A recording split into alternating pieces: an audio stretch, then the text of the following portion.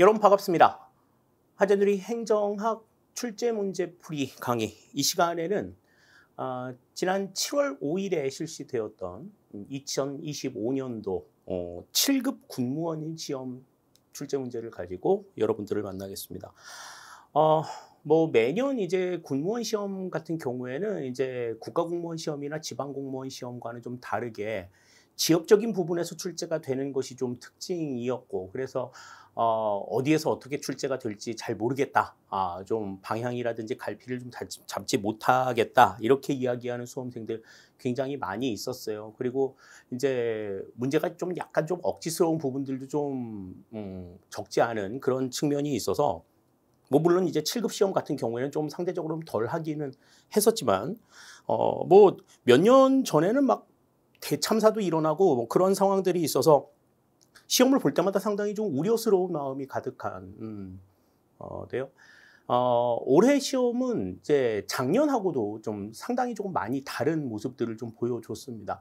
전반적으로 봤을 때 난도는 작년보다는 조금 어려운 편이었어요. 작년보다는 좀 어려운 편이었는데, 뭐 작년에 시험이 뭐 지나치게 쉬웠기 때문에 뭐 이번 시험이 조금 어렵다 하더라도 뭐 이 시험이 뭐 유독이 어려운 그런 상황이라고 보기는 어렵습니다. 7급 시험다운 그런 문제들이 좀 출제가 되었고, 물론 이제 난도 하의 정도는, 난도 하의 문제 같은 경우에는 9급 준비하던 친구들도 뭐 능히 풀 수 있을 정도의 굉장히 좀 가벼운 문제들도 출제가 되었는데요. 7급 준비하는 친구들이 이제 공부해야 할 만한 좀 심층적인 부분들을 어느 정도 충분하게 다루었다는 점에서 여느 시험에서 주었던 이런 불안감을 어느 정도 좀 해소시켜준 시험이 이번 시험이 아니었나 하는 생각을 갖습니다. 그래서 좀 가장 여태까지 지금 그 공개가 되어 왔던 그 시험 문제 가운데서는 가장 우수하게 출제가 된 문제가 아닌가, 이런 생각을 좀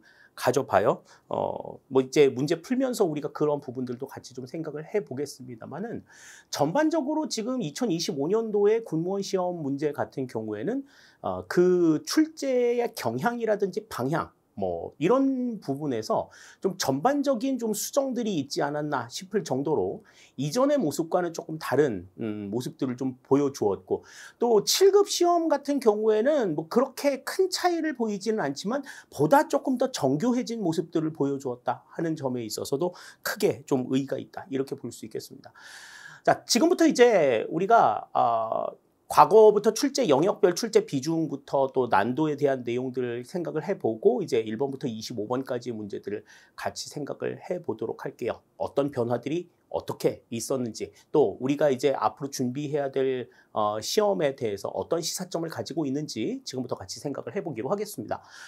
자, 우선 최근 3개년간의 영역별 출제 문항들을 좀 살펴보죠. 영역별 출제 문항은 7급 같은 경우에는 그렇게 뭐 두드러진 특징들을 보여주지 않지만 전 영역에 걸쳐서 좀 고르게 출제가 되고 있는데, 다만 이제 조금 문제가 되는 것은 뭐 2023년도에는 이제 정책 이론에서 2문제밖에 출제가 안 됐고, 다음에 이제 2024년도에는 재무행정론에서 2문제밖에 출제가 되지 않는 이런 모습들을 좀 보여줬어요. 그래서 전체적으로 지금 1장부터 5장까지의 내용들을 쭉 살펴봤을 때에는 일부 부분에 조금 출제가 좀 덜 된 부분들이 좀 눈에 보였다 하는 것들이 좀 특징이 되겠는데, 2025년도의 내용들을 보시면, 자, 2025년도는 그러한 부분들이 원활하게 좀 줄어든 모습들을 볼 수가 있습니다. 전반적으로 1장부터 5장까지 고르게 출제가 된 모습들을 보여줄 수가 있겠고, 작년에 이어서 이제 올해에도 행정환류론에 대한 문제는 출제가 되지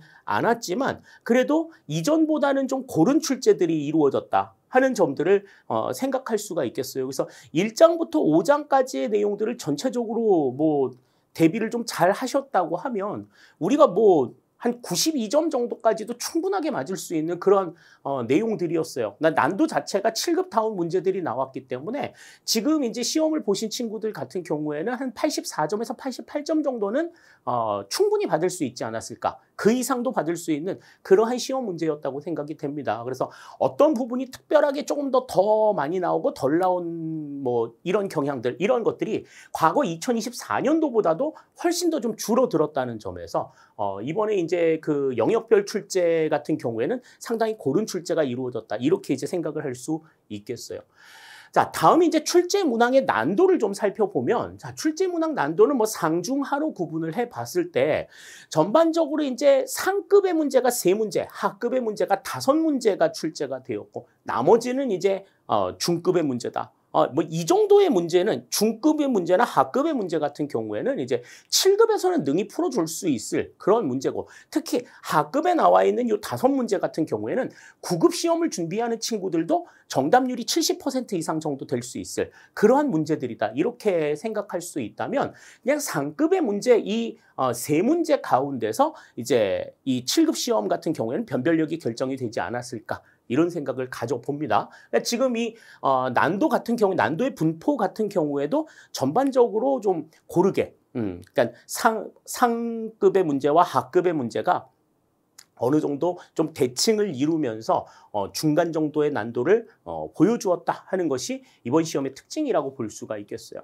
자, 그러니까 가장 좀 표준화된, 가장 우리가 기대하고 있는 7급 시험의 전형을 보여준 그런 시험이 아니었나라는 생각을 갖게 합니다. 뭐 여태까지 보여주었던 그런 어떤 불안함 이런 것들은 이 시험을 통해 가지고 일거에 싹 쓸어버릴 수 있을 정도의 굉장히 모범적이고 좀 괜찮게 문제가 출제가 되었다. 이런 점들 생각할 수가 있겠어요. 자, 그러면 1번부터 이제 우리 25번까지의 문제들을 같이 한번 생각을 해보기로 하겠습니다. 어떤 문제가 출제가 되었는지. 1번 문제부터 살펴보시죠.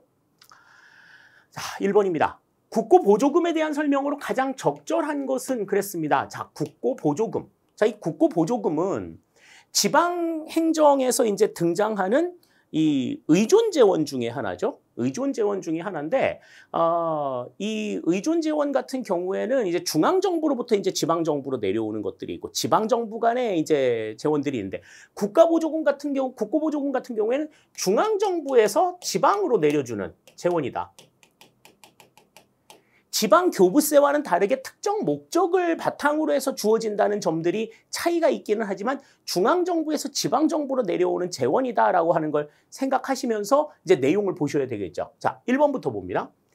국가 예산으로 계상한다 그랬어요. 그죠? 중앙정부에서 나오는 돈이니까 국가 예산으로 계상하는 것 맞을 겁니다. 그죠? 1번이 바로 지금 정답이 될 것 같고요. 다음 2번.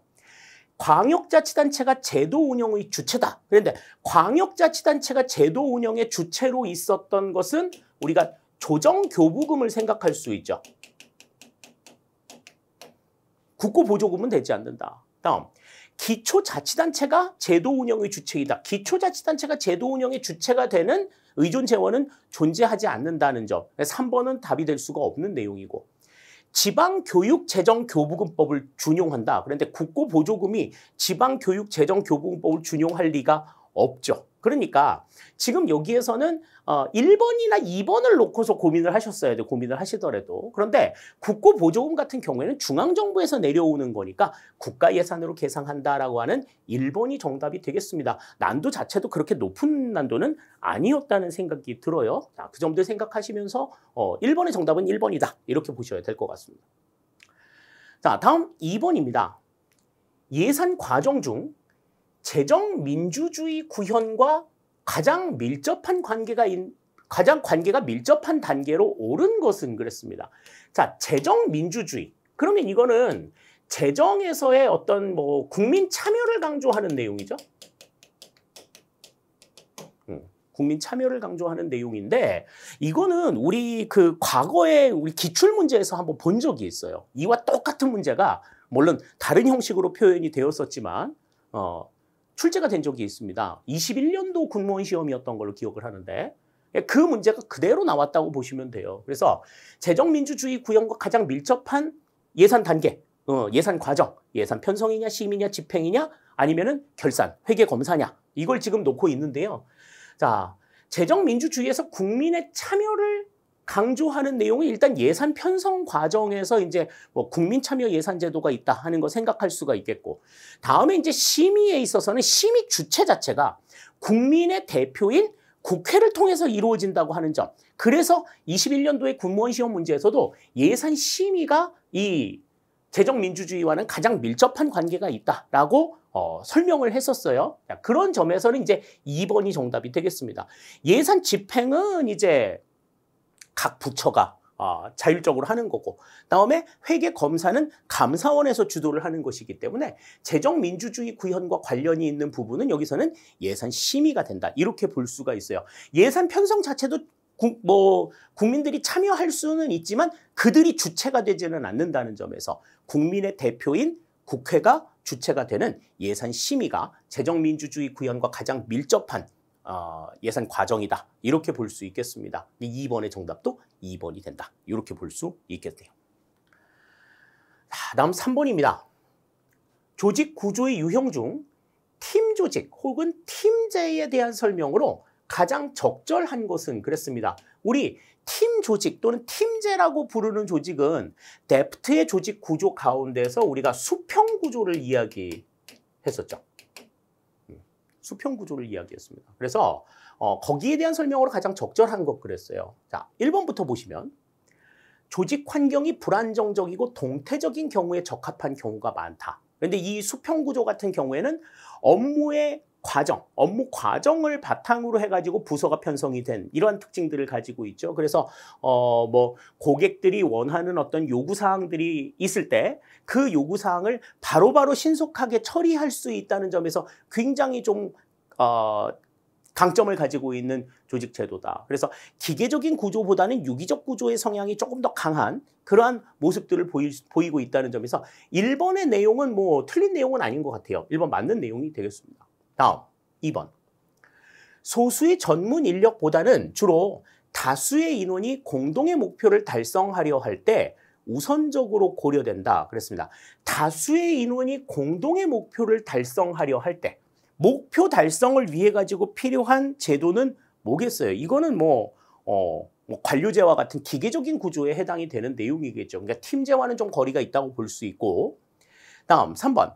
정형화된 업무를 처리하는 조직이나 대규모 조직의 운영 방식에 전면적으로 적용하기에 용이하다 그랬는데, 이런 조직 환경이 불안정적이고 동태적인 상황에 적합한 조직들 같은 경우에는 정형화된 업무를 추진하기보다는 이제 비정형화된 그런 업무들, 또 대규모 조직보다는 이제 좀 소규모, 중소규모의 조직에 좀 적합한 내용들이 되겠죠. 그러니까 지금 이 2번하고 3번의 내용은 이제 기계적 구조를 바탕으로 한 특징에 해당이 된다고 볼 수가 있겠어요. 다음 4번. 팀장은 구성원들과 계층적 상하관계를 이루어 수평적 통합 및 조정을 용이하게 한다 그랬는데, 지금 이 수평 구조에서의 팀장은 다른 부서의 위에 존재하기는 하지만 이들이 구성원들과 계층적인 상하관계를 이룬다고 볼 수는 없다 그랬어. 위에는 있지만 그들이 업무를 수행하는 과정에서 절충점을 찾지 못하고 조정이 이루어지지 않을 때 그 부분에 대한 조정만 이루어지지 이걸 어떻게 해라 저렇게 해라 막 이렇게 지시하는 그런 위치에는 있지 않다고 봐야 되는 거죠. 따라서 4번도 지금 여기서는 맞는 내용은 아니다. 이렇게 볼 수가 있겠습니다. 따라서 3번에서는 지금 1번 하나가 지금 정답이 되는 걸 우리가 생각할 수 있겠어요. 2, 3, 4번의 내용은 전부 이제 기계적 구조와 조금 연관이 있는 그러한 상황들인데, 수평 구조 같은 경우에는 유기적 구조의 특성을 가지고 있는 이러한 조직이다. 이렇게 우리가 생각하시면 되겠습니다. 자, 다음 4번입니다. 집단 사고의 예방을 위한 활동으로 가장 적절하지 않은 것은 그랬습니다. 자, 이 문제를 풀기 위해서는 일단 집단 사고가 뭔지를 알아야 되겠죠. 자, 집단 사고라고 하는 것은 모든 구성원에게 통일된 사고를 강요하는 이 같은 방식을 우리가 집단 사고라고 얘기한다. 그래서 소수의 의견이라든지 각자 개인의 어떤 의견들은 그냥 무시하고 전체의 의견만을 강조하되 모든 구성원들이 같은 생각을 가지도록, 다른 생각을 갖지 못하도록 강요하는 이 같은 상황을 집단사고라고 해요. 창의적인 사고라든지 유연한 사고가 지금 발생하기가 어려운 그런 하나의 맹점이 될 수가 있죠. 그래서 이 집단사고의 예방을 위한 활동으로 적절하지 않은 것 그랬어요. 1번부터 보시면 의사결정 단위를 2개 이상으로 구분을 한다. 자, 의사결정 단위가 2개가 되면 나오는 의사도 2개 이상이 되겠죠. 그렇기 때문에 통일된 어떤 사고를 강요하는 것들을 막아낼 수가 있다는 거 생각할 수 있습니다. 1번 맞는 내용이 되겠고. 다음 2번. 의사결정 과정에 악역을 투입한다. 그러니까 devil's advocate. 그러니까 우리가 이제 그 직관적인 예측 기법 가운데에서 그죠? 등장했었던 내용들이죠. 그죠? 그래서 반드시 반대하는 사람들의 의견을 듣고 그 전체적인 의견에서 반대하는 사람들의 의견을 들어서 이제 정말 그 의견이 맞는지 우리의 의견들이 맞는지를 생각할 수 있어야 된다. 2번도 맞는 내용이 되겠습니다. 다음 3번. 외부 인사들의 의사결정 결과 재평가 허용. 그러니까 의사결정이 이루어졌다고 해서 그걸로 끝! 이럴 것이 아니라 그것에 대한 재평가를 허용함으로써 정말 이게 맞았어? 생각할 수 있는 여지들을 주어야 된다라는 거죠. 그럼 집단사고를 막을 수 있다 하는 겁니다. 그러니까 1, 2, 3번은 다 맞는 내용이 되는데 4번. 최고 의사결정자의 지속적인 계층적 권위의 행사. 최고 의사결정자가 계속해서 계층적 권위를 행사하게 되면 그 최고 결정자의 의사에 모든 사람들이 다 맞춰야 한다라는 압박이 생길 수가 있죠. 그런 점에서 집단사고의 예방을 이루기는 좀 어렵다. 이렇게 생각할 수 있겠습니다. 따라서 4번의 정답은 4번이 된다. 이렇게 우리 볼 수 있겠어요. 자, 다음 5번입니다. 공무원 연금의 이론적 근거에 대한 설명으로 가장 적절하지 않은 것은 그랬습니다. 7급 문제다운 문제가 나왔어요. 공무원 연금의 이론적 근거와 관련해서는 여러 가지 설들이 있습니다. 여러 가지 설들. 일단 첫 번째로 봐야 될 것이 이제 생활보장, 사회보장설이죠. 그래서 공무원들이 퇴직한 이후에 생활을 보장하기 위한 그러한 측면에서 급여가 지급이 되는 형태다. 이게 이제 사회보장설의 내용이고, 위자료설 같은 경우에는 이제 일본에도 재해 등이 발생해서 공무원이 뜻하지 않게 공무 수행을 하기 어렵게 됐을 때 손해배상의 개념으로 지급이 되는 이 같은 것이 공무원 연금이다 보는 게 이제 위자료설이고, 세 번째 나와 있는 이 공로보상설 같은 경우에는 국가를 위해서 기여한 사람에게 국가가 책임을 지고 보상하는 개념으로 연금을 주는 거다. 이렇게 보는 개념인 거고요. 마지막에 이제 보수후불설은 재직을 하면서 받지 못했던 급여를 퇴직 이후에 지불하는 형태로 주어지는 게 공무원 연금이다. 이렇게 보는 입장이란 말이죠. 자, 그러면 거기에 대한 설명을 옳지 않은 걸 골라라 그랬어요. 1번. 위자료설은 업무 과정에서 재해 등이 발생하여 공무원이 퇴직하는 경우 이에 대한 위자료를 국가가 제공하는 것으로 연금을 이해한다. 맞는 이야기가 되는 거죠. 네. 1번 맞는 이야기가 됩니다. 다음 2번. 사회보장설. 사회보장설이라고 하는 건 이제 퇴직 이후의 삶을 보장하기 위한 거라고 말씀을 드렸는데, 자, 공무원이 일반적인 퇴직이 아닌 다른 사유로 퇴직할 때 이에 대한 배상의 의미로 퇴직연금이 제공된다고 이해한다. 지금 여기에 나와 있는 내용은 지금 1번에 설명한 위자료설에 해당하는 내용이죠. 사회보장설은 공무원이 일반적인 퇴직을 했을 때 이 퇴직 후의 생활을 보장하기 위한, 퇴직 후 생활 보장을 위한 수단으로서 연금이 지급이 되는 거다. 이렇게 보는 개념이에요. 그러니까 2번은 지금 틀린 내용이 된다. 이렇게 볼 수 있겠습니다. 다음 세 번째. 공로보상설은 장기간 근무한 공무원에게 감사하는 의미로 제공하는 보상으로 연금을 이해한다. 그러니까 나라를 위해서 정말 헌신적으로 일한 공직자에게 수고하셨어요라는 의미로 주는 거다 하는 거죠. 3번 맞는 내용. 다음 4번. 보수후불설은 공무원이 재직 중 받지 못한 임금 또는 이윤의 일부를 퇴직 후 연금으로 지불받게 된다고 이해한다. 맞는 이야기가 되는 거죠. 따라서 지금 5번에서는 지금 2번이 틀린 내용이 됩니다. 지금 여기에서 설명한 내용은 사회보장설의 내용이 아니라 지금 위자료설에 대한 내용이 지금 그대로 지금 이어져 오고 있다 하는 것을 생각하셔야 되겠어요. 5번의 정답 2번이 되겠습니다. 자, 다음 6번입니다. 행정이론의 가치주의에 가장 가까운 접근 방법으로 옳은 것은 그랬습니다. 우리 이제 행정이론을 이야기하면서 행태주의 이야기하면서도 그랬고, 신행정론을 이야기하면서도 그랬고, 인간의 행태를 결정하는 요인 가운데 가치와 사실이 있다. 이런 이야기들을 할 때 가치라고 하는 것은 뭐였어요?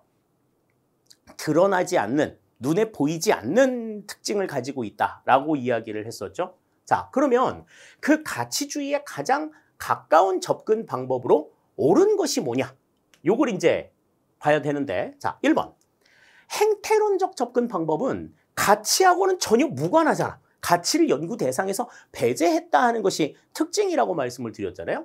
다음, 네트워크 접근 방법 같은 경우에는 연관이 되어 있는 요소들끼리 서로 연계가 어떻게 이루어지고 있는가, 이거 전부 다 가시적인 상황이라고 볼 수 있는 거예요.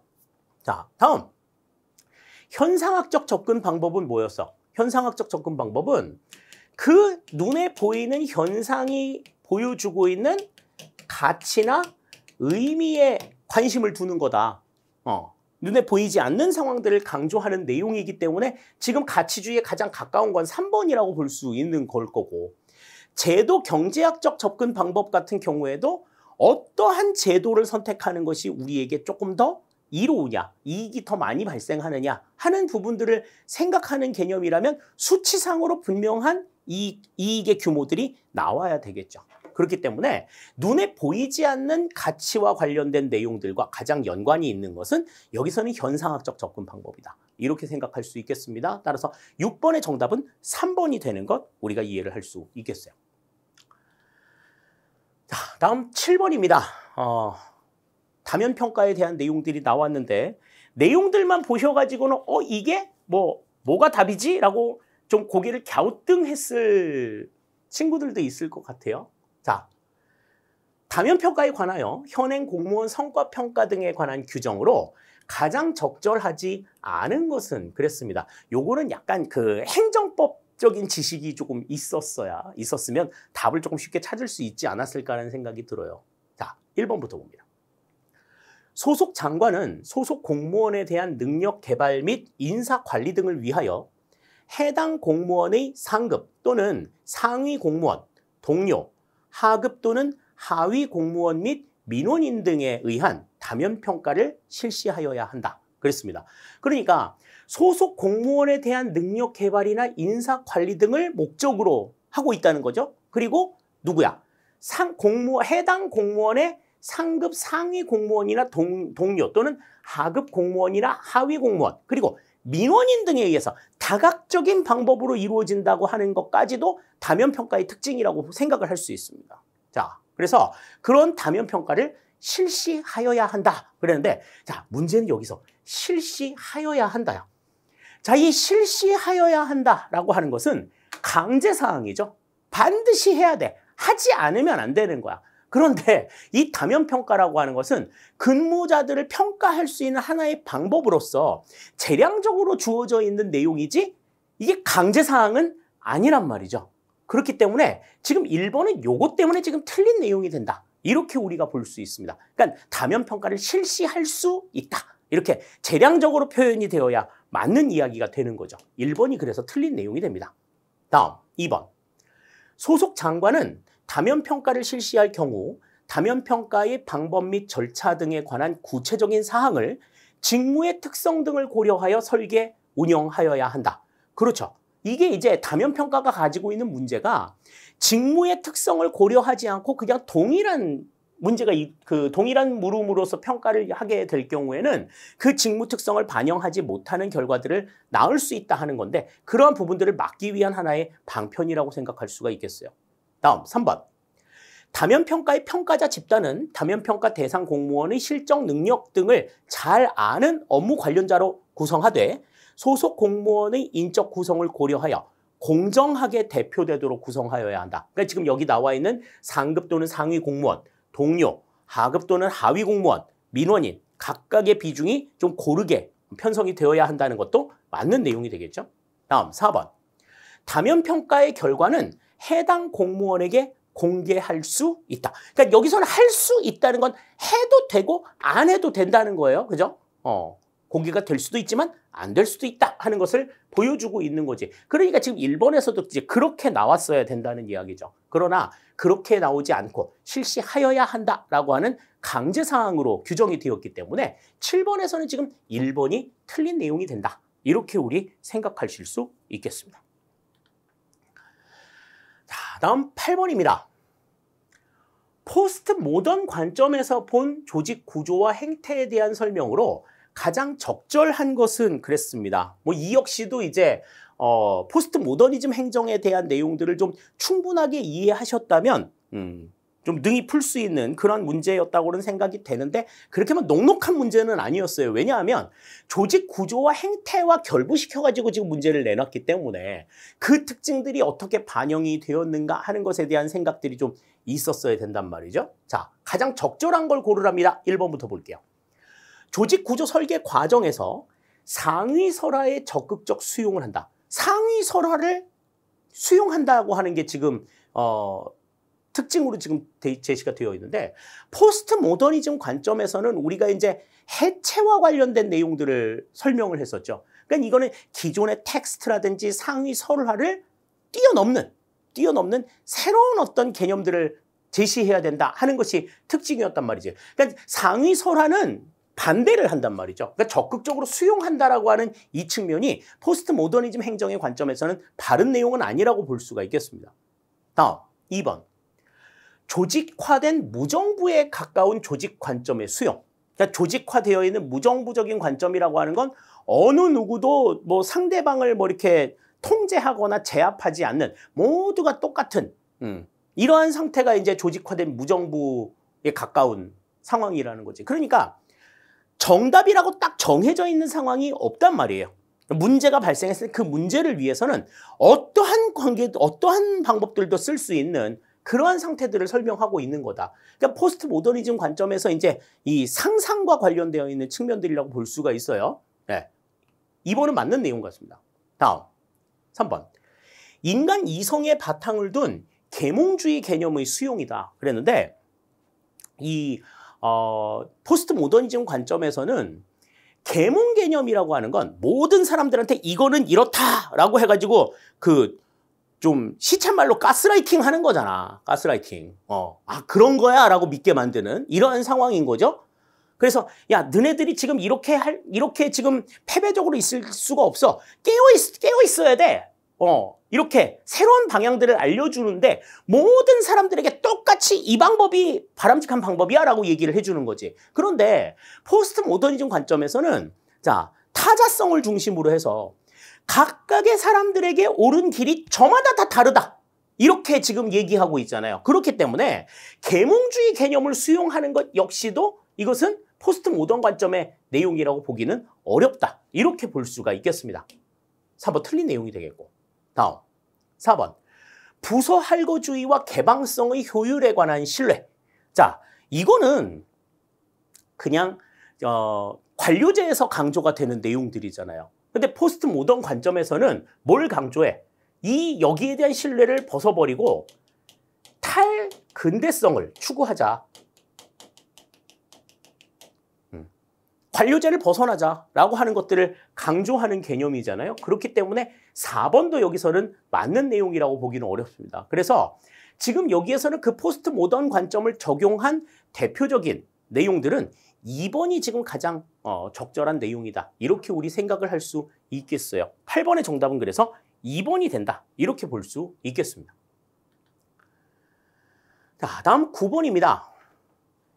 개방형 임용의 특성에 대한 설명으로 가장 적절하지 않은 것은 그랬어요. 뭐 개방형 임용과 폐쇄형 임용을 좀 묶어서 정리하자라는 말씀 전에 한번 드렸었는데, 자, 개방형 임용 같은 경우에는 어때요? 모든 등급의 신규 임용을 허용하는 임용 체제를 우리가 개방형 임용이라고 이야기를 했었죠. 자, 그러면 봅시다. 1번. 개방형 임용제는 기관장 리더십 발휘의 범위를 확대할 수 있다. 그렇죠. 기관장의 리더십이 조직 내부뿐만이 아니라 외부로도 확산이 될 수 있다는 점에서 맞는 이야기라고 볼 수가 있죠. 다음 2번. 아무리 우수한 인재를 개방형으로 선발해도 기존 직업 공무원들과의 융화가 원활하게 이루어지지 않는 한계가 발생할 수 있다. 이건 개방형 임용제의 한계에서도 설명을 드렸어요.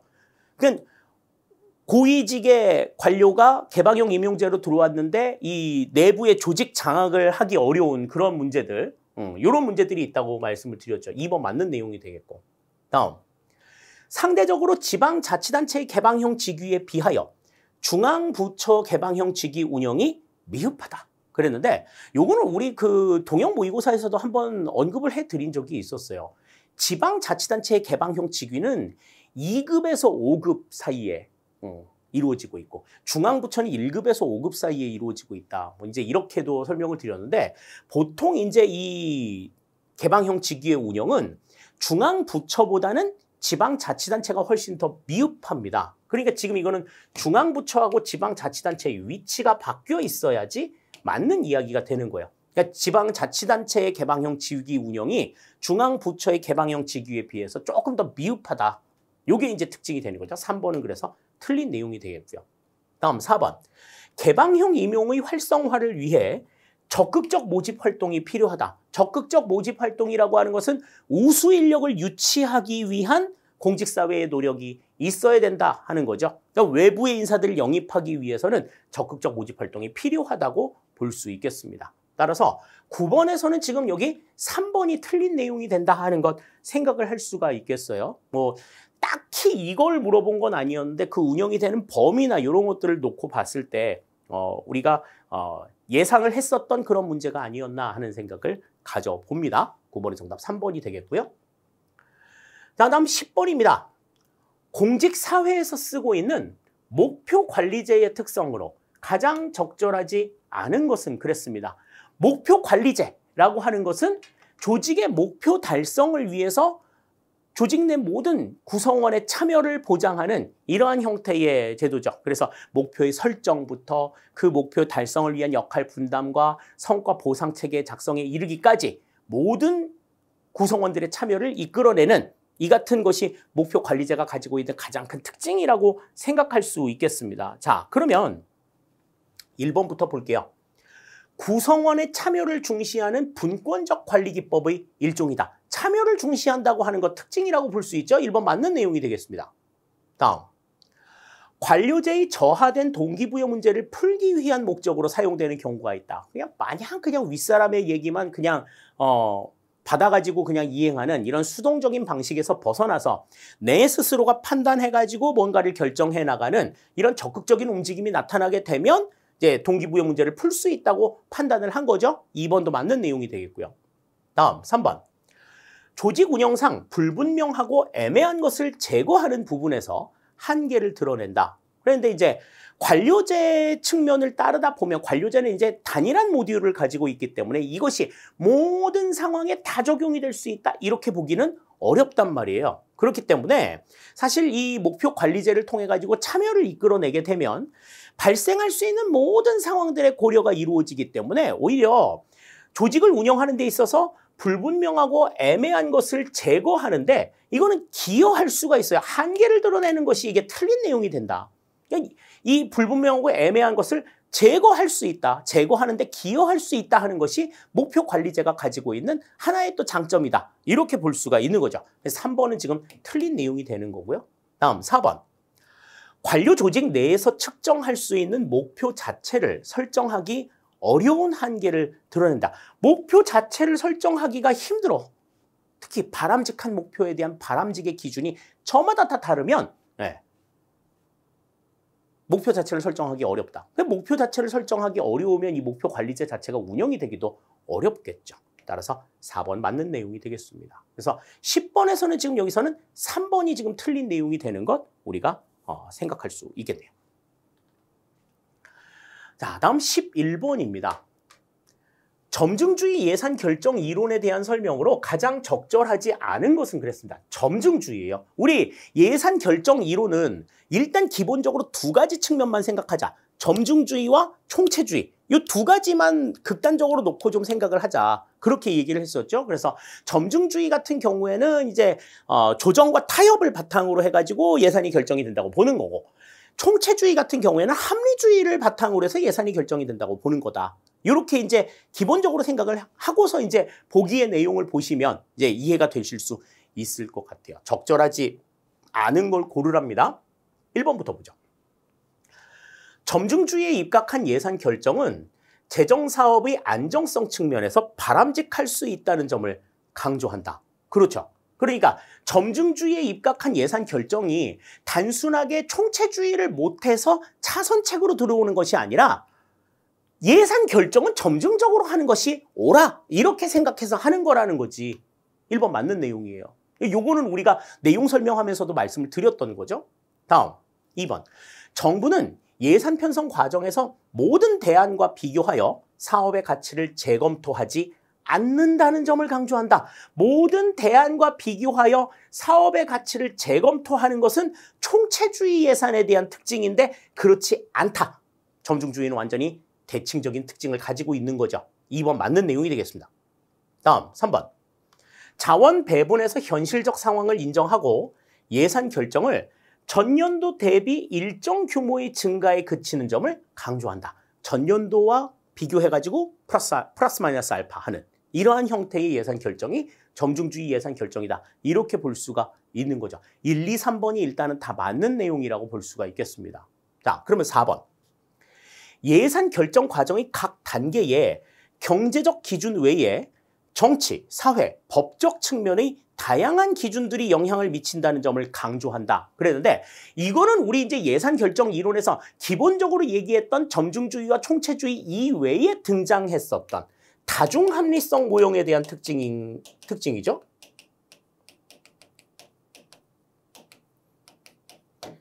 다중합리성 모형에 대한 특징이지 점증주의 모형에 대한 특징이라고 보기는 어렵다. 따라서 지금 4번이 여기서는 지금 틀린 내용이 되는 걸 우리가 생각할 수 있겠습니다. 따라서 11번의 정답은 4번이 된다. 이렇게 우리 볼 수 있겠네요. 자, 다음 12번입니다. 사바티오와 마즈메니안이 성공적인 정책 집행을 위한 조건으로 제시한 것으로 가장 적절하지 않은 것은 그랬습니다. 자, 성공적인 정책 집행을 위한 조건, 뭐 하향식 정책 집행을 기준으로 해가지고 명확한 지침이 있어야 된다.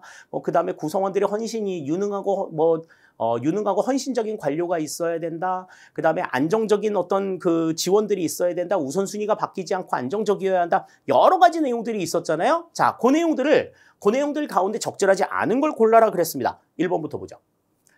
정책 대상 집단의 수능을 확보하기 위하여 명확한 법령과 지침보다는 공무원의 재량이 넓게 인정되어야 한다. 그랬는데 사바티오와 마즈메니안은 명확한 법령과 지침을 강조합니다. 공무원의 재량은 아니지. 그지? 이거 앞뒤가 지금 바뀌어 있어야 돼요. 공무원의 재량보다 명확한 법령과 지침이 있어야 한다.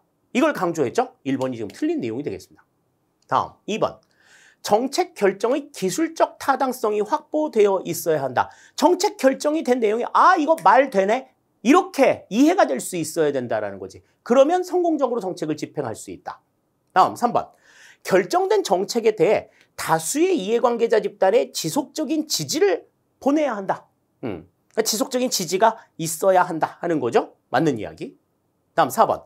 정책이 집행되는 동안 정책의 우선순위가 변하지 않고 안정적으로 유지가 되어야 한다 하는 것도 대표적인 특징으로 이야기를 했었죠. 그렇기 때문에 12번에서는 여기서는 1번이 틀린 내용이 되는 걸 우리가 생각할 수가 있겠습니다. 뭐 정책 이론에 있어서 이거는 뭐 너무나도 답이 극명하게 나올 수 있는 그런 부분들이 아니었나 하는 생각이 들어요. 자, 그 부분들 잘 생각해 두시면 12번의 정답은 1번이 된다 하는 것 알 수 있겠습니다. 다음 13번입니다.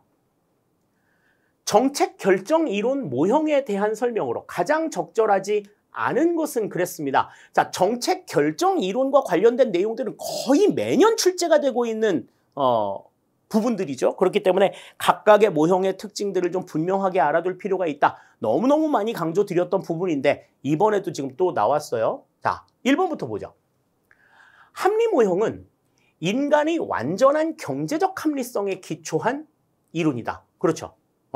경제적인 욕구를 충족시켜주면 인간은 뭐든지 다 할 수 있어. 이렇게 보는 게 이제 합리 모형의 기본적인 틀이다. 1번 맞는 내용이 되겠고요. 다음 2번. 만족 모형은 인간의 제한된 합리성에 기초한 이론이다. 이 각각의 키워드들 분명하게 좀 기억해 두자라고 말씀을 드렸어요. 만족 모형은 제한된 합리성에 기초한 이론이다 하는 것 특징으로 생각할 수 있습니다. 2번도 맞는 내용이 되겠고요. 다음 3번. 혼합 관조 모형. 혼합 관조 모형, 뭐 혼합 관조 모형, 혼합 탐사 모형, 뭐 여러 가지 형태로 나온다고 이야기했었잖아요. 자, 혼합 모형입니다. 뭐하고 뭐가 섞인 거야? 합리 모형과 점증 모형이 섞인 거다. 이렇게 얘기했죠. 자, 혼합 관조 모형은 합리 모형과 점증 모형의 장단점을 반영한 것으로서 기본 전체적인 측면에서는 점증 모형, 구체적 세부적인 측면에서는 합리 모형을 지향한다 그랬는데, 자, 이거는 근본적인 결정과 세부적인 결정으로 나누어서 근본적인 결정은 합리 모형을 통해서 이상적으로 만들고 세부적인 결정을 점증 모형을 적용하면서 플러스 마이너스 알파 해서 현실의 적합성을 높이자 하는 게 혼합 모형의 특징이라고 이야기를 했잖아요. 그러니까 기본 전체적인 측면에서는 점증 모형이 아닌 합리 모형, 구체적이고 세부적인 측면에서는 합리 모형이 아닌 점증 모형, 앞뒤가 서로 바뀌어 있어야 맞는 이야기가 된다. 이렇게 볼 수 있습니다. 3번 틀린 내용이 되겠고요. 다음 4번.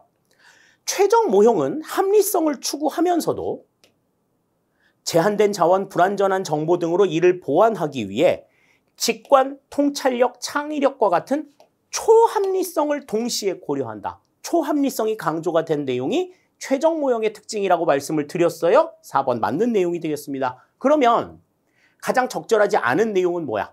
3번이 여기서는 틀린 내용이 되는 거죠.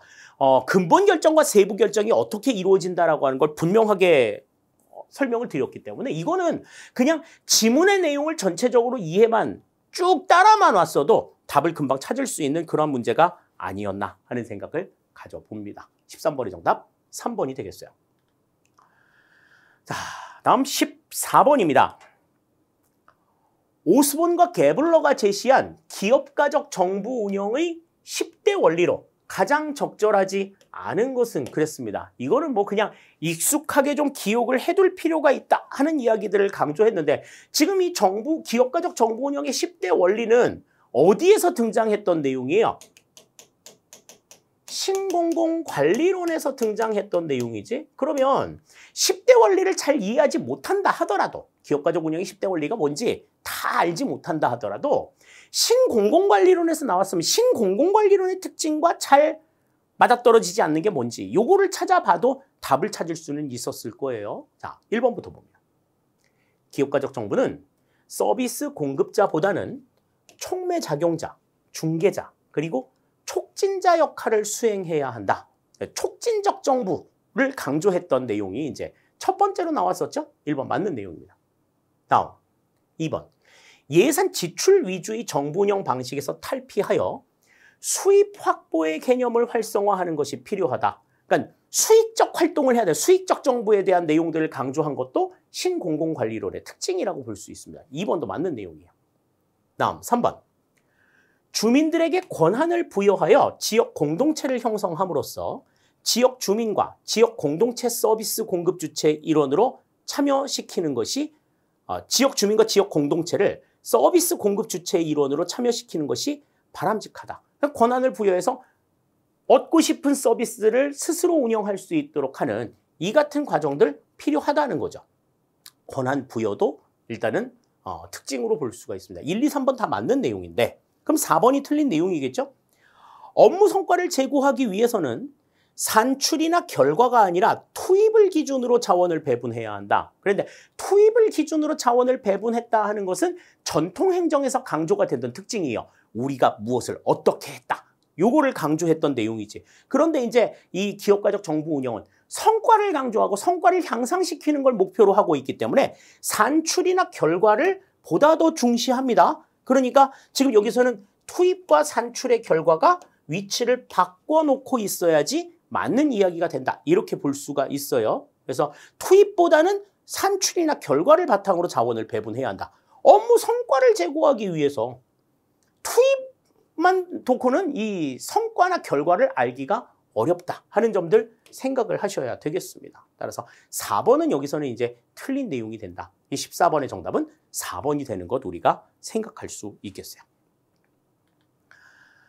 자, 다음 15번입니다.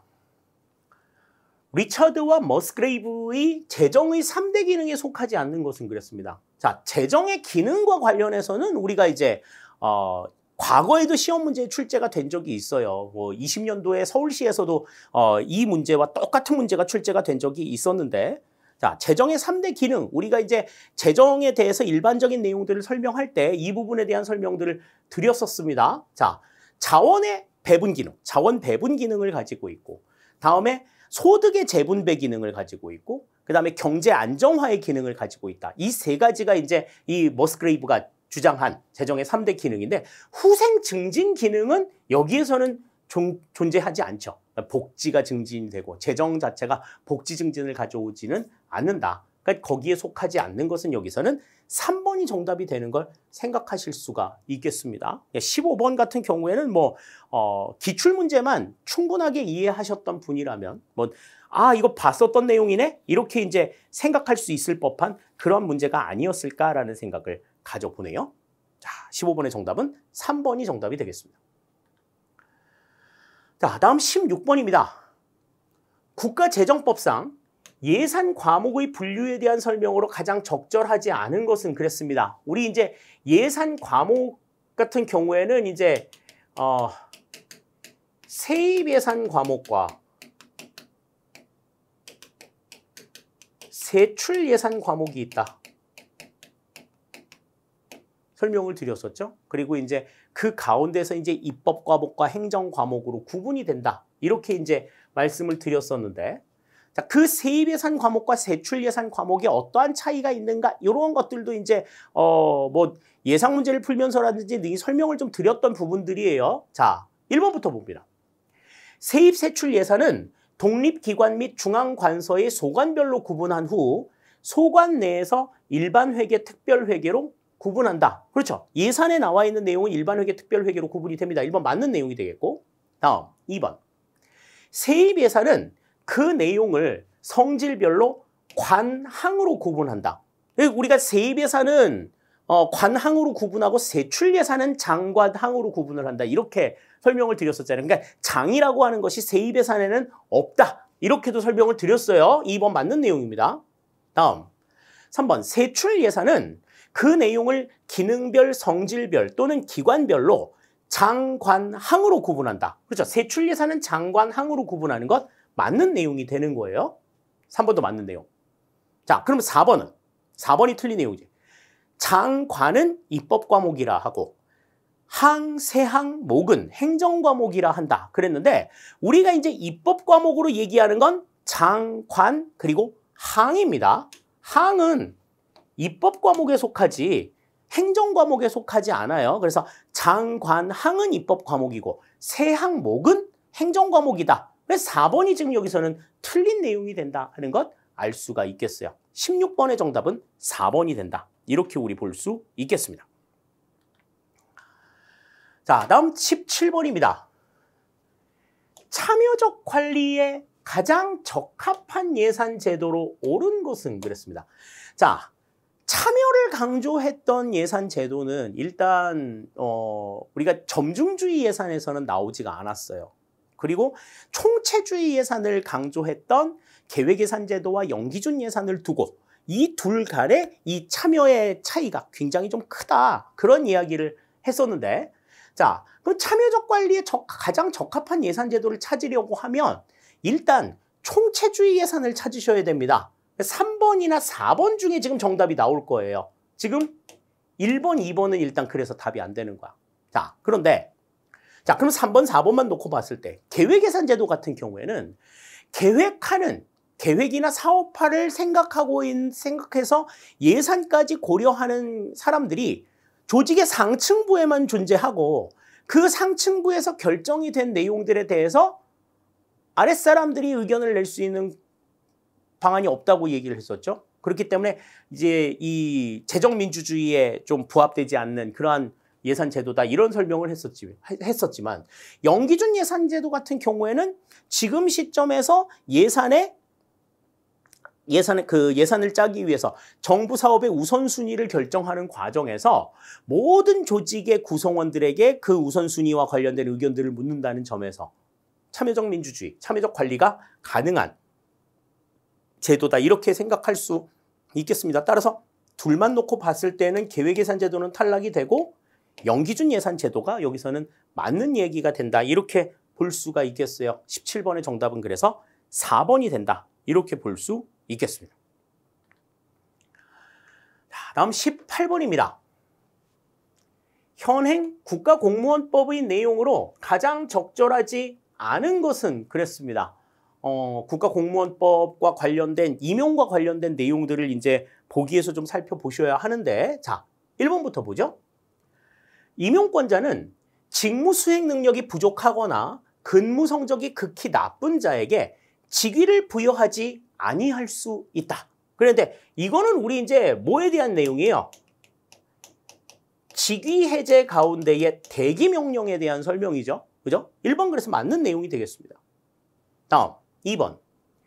임용권자는 직제 또는 정원의 변경이나 예산의 감소 등으로 직위가 폐직되거나 하위의 직위로 변경되어 과원이 된 경우에도 본인의 동의가 있어야 소속 공무원을 강임할 수 있다. 그런데 강임이라고 하는 것은 이제 원래의 직급에서 한 직급 아래로 이동시키는 걸 우리가 강임이라고 이야기를 하죠. 그런데 지금 이 직제 또는 정원의 변경이나 예산의 감소 등으로 직위가 폐직되거나 하위 직위로 변경이 돼서 과원이 된 경우는 본인의 어떤 역량과는 무관하게 조직 운영상의 목적으로 이루어지는 거잖아요. 그렇기 때문에 이런 경우에는 본인의 동의 없이 강임이 이루어질 수 있습니다. 근데 이제 이 강임 같은 경우에는 어때요? 본인이 원할 때도 내려갈 수가 있지. 그럼 너 내려갈래? 그러면 나 내려갈래. 이렇게 본인이 원한 경우에는 내려갈 수가 있어. 여기에서는 동의가 필요하죠. 그런데 조직 자체의 편제가 바뀌는 상황에서 어쩔 수 없이 내려가야 되는 경우에는 본인의 동의를 필요로 하지는 않는다. 2번 그래서 틀린 내용이 되겠고요. 다음 3번. 임용권자는 직제와 정원의 개폐 또는 예산의 감소 등에 따라 폐직 또는 과원이 되었을 때에는 공무원을 직권으로 면직시킬 수 있다. 이거는 이제 우리 직권 면직에 대한 설명으로 잘 알고 있는 내용이 되겠죠. 다음 4번. 임기제 공무원이 근무 기간이 만료된 경우에는 당연히 퇴직한다. 당연히 퇴직합니다. 이거는 이제 당연 퇴직이 원칙이기는 한데 이제 이 임기제 공무원이 내부 공무원으로 임용이 되었을 경우에는 당연 퇴직은 아니고 다시 원래 자리로 돌아간다. 이렇게도 설명을 드렸었죠. 그러니까 지금 일단 당연 퇴직은 맞는 내용이 된다. 그러니까 대통령 같은 경우에도 이제 임기를 마치면 당연히 그냥 자연인으로 돌아가잖아요. 네. 따라서 지금 18번에서는 지금 2번이 지금 틀린 내용이 되는 것 우리가 알 수가 있겠습니다. 1, 3, 4번은 다 맞는 내용이라고 볼 수 있겠어요. 자, 다음 19번입니다. 정책 집행 점검에 대한 설명으로 가장 적절한 것은 그랬습니다. 정책 집행 점검이라고 하는 거는 이름 자체에서 보여주다시피 정책이 제대로 집행이 되고 있는가에 대한 점검을 이야기하는 거예요. 자, 그러니까 그 내용들을 좀 생각하시면서 보기 내용을 보시면 될 것 같습니다. 자, 1번. 시행 중인 정책의 과정에서 무엇이 일어나고 있는지 주기적으로 파악하여 그 집행 과정에 관한 정보를 수집하는 활동이다. 그러니까 정책이 시행이 되고 있는 도중에 평가가 계속해서 이루어지고 있는 게 이제 정책 집행 점검이라는 거죠. 1번 맞는 내용이 되겠습니다. 다음 2번. 시행 전 정책의 설계에서 어떤 문제가 있는지 사전 분석하는 활동이다. 이거는 사전 평가에 해당이 되는 내용이죠. 이건 지금 집행이 일단은 이루어져야 되는 거야. 2번 틀린 내용이고. 다음 3번. 시행된 정책이 원래 의도한 목적을 충분하고도 적절하게 달성했는지를 평가하는 활동이다. 이거는 이제 우리 뭐예요? 성과평가에 대한 내용이지. 그래서 성과평가는 이제 사후평가에 해당이 되는 내용이란 말이에요.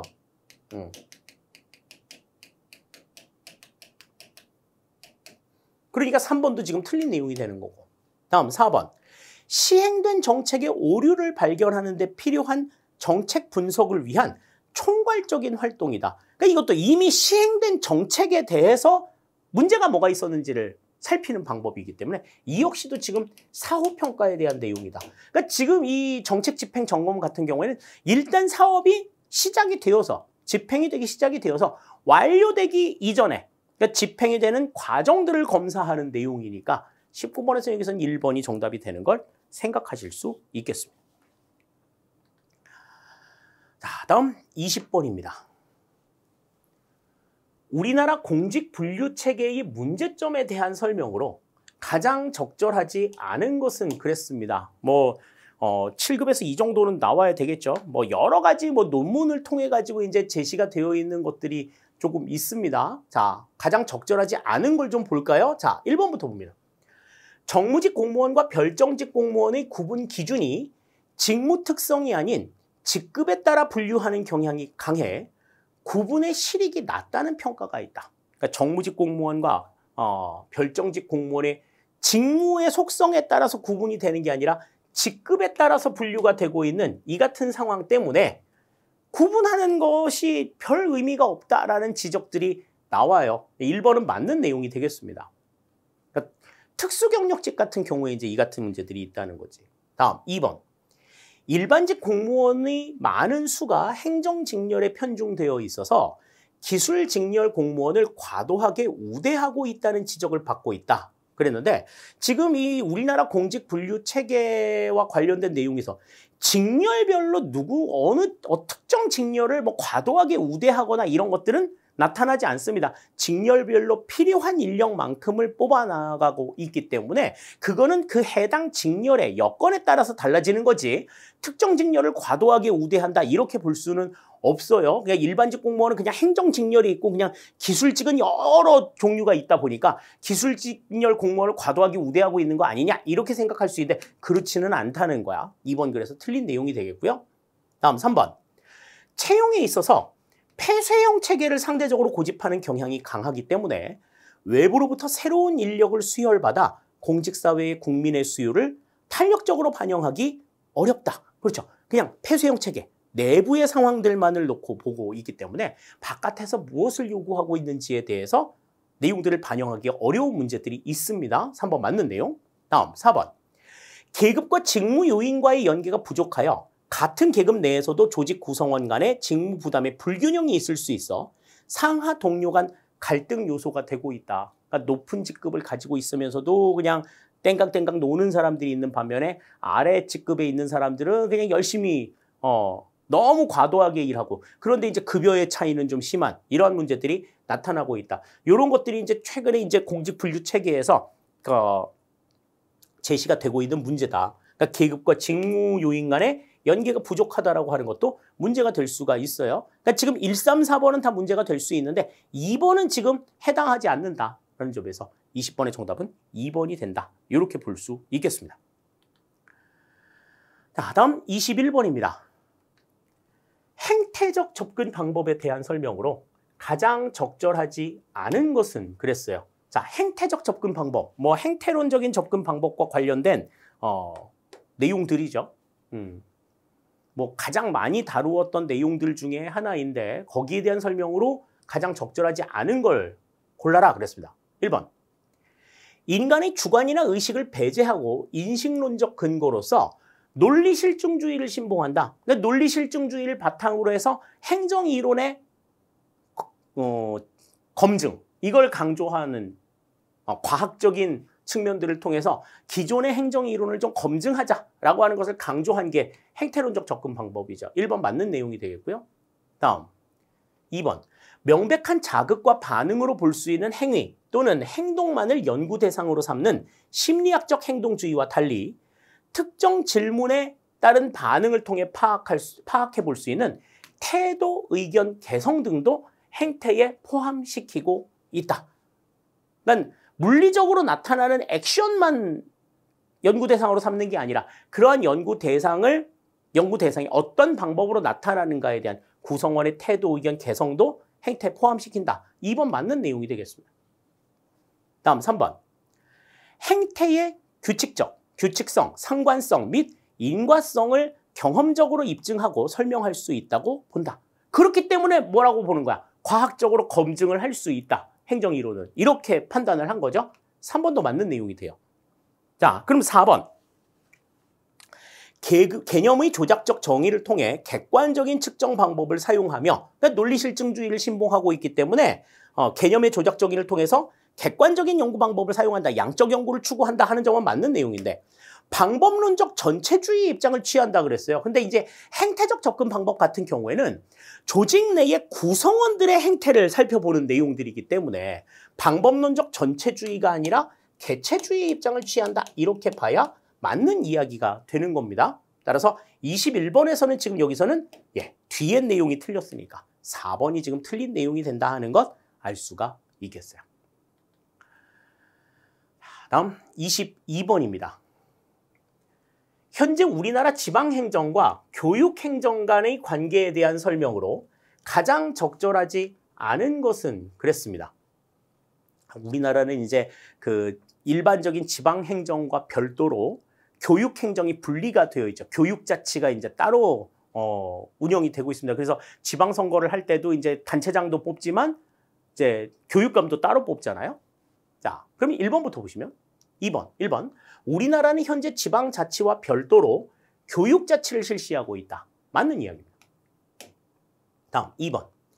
교육자치단체는 별도의 세원과 과세권이 없기 때문에 중앙정부와 자치단체에 대한 재정적 의존도가 절대적이다. 그럴 수밖에 없어요. 과세권이 없어. 교육과 관련된 과세권은 뭐가 있어요? 우리 뭐 지방자치단체 같은 경우에는 이제 그 지방교육세, 목적세로서의 지방교육세를 걷잖아요. 그래서 교육청에 넘겨주기 때문에 별도의 과세권을 교육자치단체가 운영하지 않고 그냥 지방자치단체에 전적으로 의존할 수밖에 없다. 맞는 이야기가 됩니다. 다음 3번. 지방자치와 마찬가지로 교육자치도 광역자치와 기초자치로 운영되고 있다. 그런데 지방자치는 광역자치와 기초자치로 운영이 되고 있는 게 맞지만 교육자치는 지방자치와 다르게 광역자치만 운영이 됩니다. 시, 도의 교육청만 있어. 시, 군, 구의 교육청이 따로 있지 않습니다. 그러니까 광역자치단체, 시, 도의 교육청을 통해서 운영이 되고 있다. 3번은 틀린 내용이 되겠고요. 다음 4번. 지방교육재정은 지자체의 예산과 별도의 특별회계로 운영하고 있다. 맞는 이야기가 되겠죠. 따라서 22번에서는 여기서는 3번이 틀린 내용이 되는 것 생각을 할 수 있겠습니다. 그러니까 교육행정과 관련된 부분에 대해서도 조금 관심을 가져야 된다. 뭐 이런 건데 군무원 시험에서 교육행정을 강조했다. 조금은 좀 낯설어요. 일반 행정만을 지금 시험 범위로 보고 있기 때문에 나타나는 현상이 아닐까. 그런 생각을 가져봅니다. 자, 다음 23번입니다. 피터스가 제시한 뉴 거버넌스에 기초한 정부 개혁 모형에 대한 설명으로 가장 적절하지 않은 것은 그랬어요. 자, 이 피터스의 정부 개혁, 그러니까 뉴 거버넌스 모형과 관련해서는 제시한 5가지의 모형이 행정에 있어서 무엇을 문제로 삼았는지, 또 그 문제를 해결하기 위해서 어떠한 대응 방안들을, 개혁 방안들을 제시했는지, 그래서 구조적인 개혁 방안, 정책적인 개혁 방안, 무슨 관리적인 개혁 방안, 각각의 측면들이 있다 하는 것 설명을 드렸었죠. 자, 1번부터 보시면 시장 모형은 전통적 관료제의 문제점을 해소하기 위하여 민간 부문의 경쟁 원리를 관료제에 도입할 것을 처방하며 공공서비스가 얼마나 저렴하게 공급되느냐를 주된 공익의 판단 기준으로 삼는다. 그러니까 관료제의 문제점을 해결하기 위해서 경쟁의 원리를 도입했다. 이게 경쟁의 원리를 도입하기 위해서 분권화를 강조한 것을 이제 특징으로 생각을 할 수가 있죠. 1번 맞는 내용이 되겠습니다. 다음 2번. 참여정부 모형에서는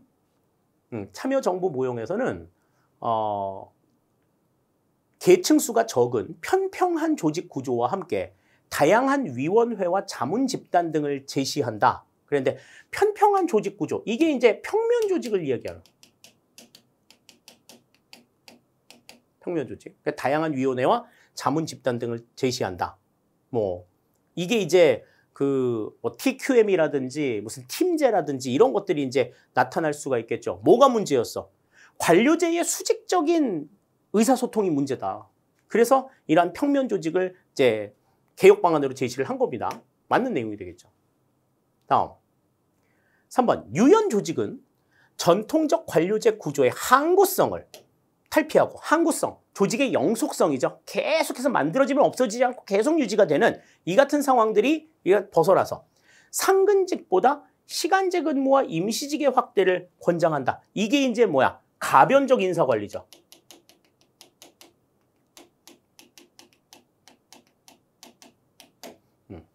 그래서 항구성을 탈피하기 위해서 구조적으로는 이제 위원회 조직을 강조했었고 가상 조직을 강조했었고 이제 관리 차원에 있어서는 가변적 인사 관리를 강조했다. 이렇게 볼 수 있겠습니다. 자, 3번도 맞는 얘기예요. 다음 4번. 저통제 정부 모형은 관료제 내부의 규제가 아니라 국민에 대한 규제의 완화에 초점을 맞추어 정책 과정에서 관료들의 정책 형성 역할을 축소할 것을 권고한다. 그랬는데 저통제 정부 모형은 탈규제, 다시 말해서 관료제 내부 규제가 심하다는 거야. 관료제 내부 규제를 문제로 삼았어요. 그러니까 국민에 대한 규제 완화에 초점을 맞추는 게 아니라 관료제 내부 규제 완화에 초점을 맞춘다. 요거 앞뒤 지금 바뀌어 있어야 됩니다. 국민에 대한 규제와 관료제 내부 규제 요거 바뀌어야 돼. 그래서 정책 과정에서 관료대의 정책 형성 역할을 축소하는 것이 아니라 확대할 것을 권고한다. 요게 이제 특징이 되겠죠. 따라서 4번이 여기서는 지금 틀린 내용이 된다. 이렇게 볼 수가 있어요. 각각의 모형에서 강조가 되었던 문제 진단 기준과 그것을 개혁하기 위한 개혁 방안을 연관시켜서 정리해 두셨으면 4번이 정답이 되는 거 분명하게 알 수가 있겠습니다. 그러니까 지금 1번 같은 경우에는 경쟁 원리를 관료제에 도입하자고 하는 건 이때 나온 관료제의 문제점이 뭐라는 거야? 독점이라는 거고. 민간에게도 이제 공급할 수 있는 기회를 줘라. 다음 참여정부 모형 같은 경우는 아까도 얘기했지만 계층제의 수직적인 의사소통이 문제다. 그래서 평면 조직, 그러니까 계층제를 타파하고 평면 조직을 개혁 방안으로 제시를 한 거고, 유연 조직 같은 경우는 관료제의 항구성을 없애기 위해서 이제 가상 조직 그리고 가변적 인사 관리를 특징으로 했다 하는 점들, 각각의 모형들이 무엇을 강조했는가 하는 걸 분명하게 정리하시면 될 것 같습니다. 23번의 정답은 4번이 되겠어요. 자, 다음 24번입니다. 딜레마 이론에서 딜레마가 초래되는 논리적 구성 요건에 대한 설명으로 가장 적절하지 않은 것은 그랬습니다. 자, 이 딜레마라고 하는 것은 뭐예요? 어떠한 것도 결정할 수 없는 상황이야. 그런데 무슨 대안에 대해서 잘 모르는 상황에서 결정을 못하는 게 아니라 모든 대안에 대해서 전부 다 명확하게 알고 있음에도 불구하고 어떠한 것도 결정할 수 없는 이러한 상황. 이걸 선택하자니 이게 문제가 되고 이걸 선택하자니 이게 문제가 되고 이래서 설정을 못하는 이 같은 상황들인 거죠. 거기에 대한 조건들이 뭐가 있느냐 하는 거예요. 그래서 뭐 상충성, 뭐 분절성, 뭐 여러 가지 이야기들을 했었는데, 자, 1번부터 봅니다. 분절성은 대안 간 절충이 불가능하다는 것이다. 절충이 불가능해. 그러니까 얘는 이걸 주장하고 얘는 이걸 주장해. 야, 중간에서 합의 봐. 중간에서 합의를 볼 수가 없어. 이게 이제 문제인 거죠. 두 번째, 균등성은 누구에게나 균등한 선택 기회가 주어져야 한다는 것이다. 그랬는데 딜레마 이론에서 강조하는 균등성은 누구에게나 균등한 선택의 기회가 주어져야 한다는 것이 아니라 각 대안에 어떤 선택 비용이나 기회 비용이 동일하다 하는 거야. 이걸 선택해서 포기하게 되는 비용, 이걸 선택해서 포기하게 되는 비용이 똑같아. 어느 걸 선택한다고 해서 내가 조금 더 이익을 보고 조금 더 손해를 뭐 덜 보고 이런 게 없어. 상황은 똑같아. 어느 걸 선택하지는 똑같은 상황이라는 거야. 그렇기 때문에 어느 것도 선택할 수 없는 이런 상황들이 나타난다는 거죠. 그러니까 균등성이라고 하는 건 각 대안이 가지고 있는 여러 가지 가치가 동일하다는 것을 의미한다. 그러니까 2번은 지금 설명이 틀린 내용이 되겠죠. 다음 3번. 상충성은 대안의 상충으로 인해, 분절성, 하나의 대안만 선택해야 한다는 것이다. 둘 다 선택할 수는 없어. 갈림길이 있으면 자, 이쪽과 이쪽을 한꺼번에 갈 수 없는 거야. 이쪽과 이쪽을 한꺼번에 갈 수 없는 이 같은 상황을 상충성이라고 얘기하고, 다음 4번. 선택의 불가피성은 시간의 제약 등으로 인해 어떤 선택이든 해야 한다는 것으로 최소한 하나의 대안을 반드시 선택해야 한다는 것이다. 그렇죠. 선택의 회피를 허용하지 않는다. 어쨌든 둘 중에 무조건 하나를 선택해야 돼. 이걸 강조하는 내용이라는 거죠. 그렇기 때문에 지금 1번, 3번, 4번은 다 맞는 내용이 되겠지만 2번은 지금 틀린 내용이 된다. 균등성이라고 하는 것에 대한 사전적인 정의가 아니야, 이거는. 딜레마 이론에서의 균등성이라고 하는 것은 지금 상충하고 있는 두 개의 대안이 가지고 지니고 있는 가치가 똑같아 하는 것을 의미하는 거다. 24번의 정답은 2번이 된다. 이렇게 볼 수 있겠어요. 다음 25번입니다.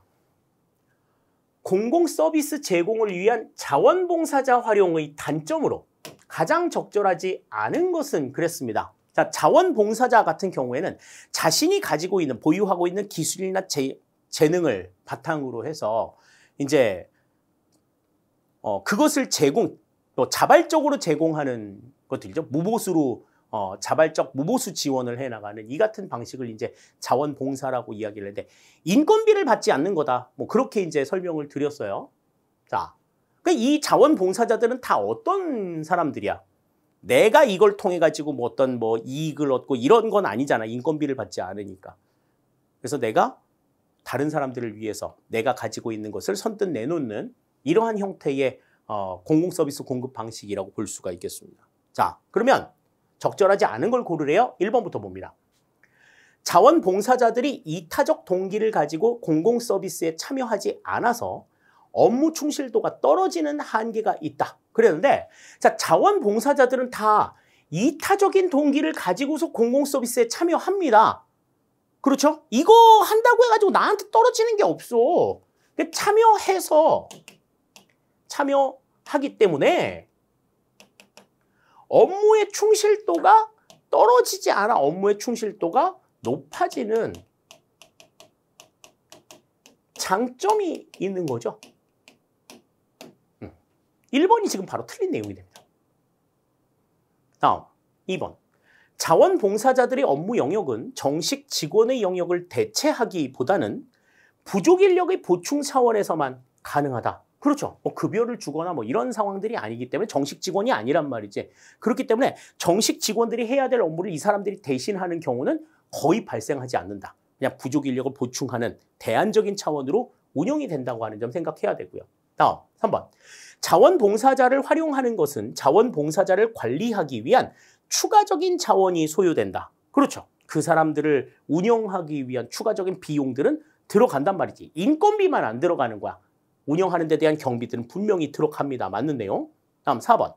자원봉사자를 활용하는 것이 비용 절감 차원에서는 조직에 도움이 되지만 이는 동시에 자원봉사자를 정식 직원처럼 통제하기 어렵다는 한계에 봉착하기도 한다. 그러니까 자꾸 위에서 업무가 과중하게 내려오게 되면 나 그냥 안 할래요. 그냥 이렇게 얘기하고 그냥 가버리면 그만이란 말이지. 근데 직장 생활하는 사람들은 참잖아. 그래도 어느 정도는 참잖아.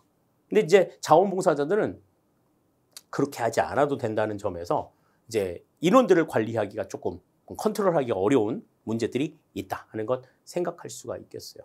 따라서 2, 3, 4번은 다 단점으로서 맞는 내용이 되는데 1번은 지금 장점을 다 뒤집어 가지고 설명해 놓은 내용이다. 25번의 정답은 1번이 된다. 이렇게 우리 생각할 수 있겠습니다.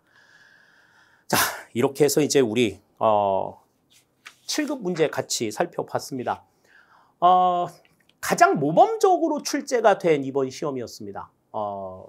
군무원 시험 문제 출제하는 것에 대해서 그렇게 크게 기대하지 않았던 제 입장에서도 봤을 때 굉장히 좀 깔끔하게 잘 출제되었다 하는 것들을 인정하지 않을 수 없을 만큼 이번 문제 상당히 좀 잘 출제가 된 내용이에요. 앞으로도 좀 이렇게 문제가 좀 잘 나왔으면 하는 바람을 가져봅니다. 여러분들이 이 7급 문제 같은 경우에는 좀 더 깊이 있는 학습이 필요해요. 기본서에서 우리가 기본 시간에 뭐 다루지 않고 그냥 넘어가는 내용들까지도 꼼꼼하게 좀 잘 살펴보셔야 하고, 또 이제 우리 문제에서도 봤지만 법령에 대한 이해도 좀 상당히 조금 있어야 하는 것을 요구하고 있습니다. 그렇기 때문에 여러분들이 이제 조금 더 심화된 내용들을 공부하고 싶다 하면은 지금 이 7급 출제 문제의 경향들을 좀 살펴보시고서 공부를 하실 필요가 있을 것 같아요. 자, 뭐 7급을 준비하시는 분들도 뭐 마찬가지일 겁니다. 지금 이제 우리 군수직렬에 이 준비하시는 군무원 지망생들의 경우에도 기본서의 내용들을 그냥 표면적으로만 보셔가지고는 합격을 하기는 어렵다. 높은 점수를 기대하기는 어렵다. 다만 그 기본적인 내용들을 바탕으로 해서 점차 조금 더 계속 내용을 좀 회독하면서 심화시켜 나가는 노력들이 있어야 좀 최소한 뭐 84점 이상의 점수들을 얻을 수 있다 하는 점들을 생각하시면서 내용을 정리해 주시기를 바라겠습니다. 자, 지금까지 이제 2025년도 7급 군무원 시험 출제 문제를 가지고 여러분들을 만났습니다. 문제의 경향이나 문제의 내용들에 대해서 도움이 되셨기를 바라고요. 또 궁금한 점이 있으시면 언제든지 문의해 주시면 성실하게 답변 드리도록 하겠습니다. 해설 마치도록 합니다. 감사합니다.